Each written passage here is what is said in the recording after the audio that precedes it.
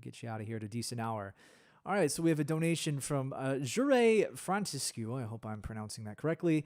Thank you for the donation. He says, incredibly well-spoken guest. It was quite interesting to hear his experiences. If he is okay with answering, is he religiously Hindu, or does he have another religion or lack of one? Well, I will let Mr. Bhandari answer that for himself. Well, I grew up as a Jain. I grew up in a Jain family. Jainism is a very small community in India, and they are mostly business people, usually successful people, and they are usually in positions of power in India. I would still call myself growing up as a Hindu because that's the culture of the society, and I have read more books and more theology of Hinduism than I have of Jainism. But at some point of time in my teenage years, I became an atheist because all I saw was religious stupidities around me. And that was true with Islam, that was true with Hinduism to different degrees. So I became an atheist.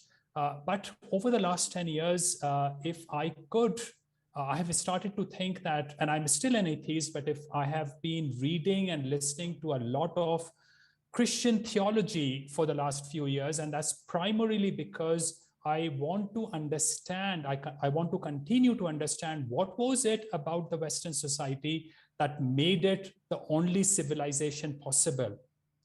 Now, if I had a chance to go back to my 20s, I would probably become a Christian, and I'm still exploring the possibility of going to churches once in a while. I have never been to a church to experience what happens in church. I have always been to churches as a tourist, but in my today's time, when I think religion, Christianity particularly, and actually only Christianity, probably has a huge value.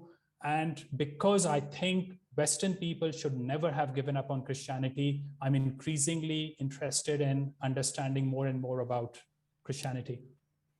That's a very good response. Yes, it's obviously never too late to discover our religion, discover Christ. And I think that one thing that definitely is becoming painfully obvious now is that you can get rid of organized religion, which for most civilizations oftentimes functions as like the central building block, right? The central component of civilization. You can get rid of organized religion, as people have tried to do in the West, but it's harder to get rid of man's religious drive. And many people it's kind of cliche at this point to liken wokeness and leftism to a religion, but there are definitely religious qualities about that.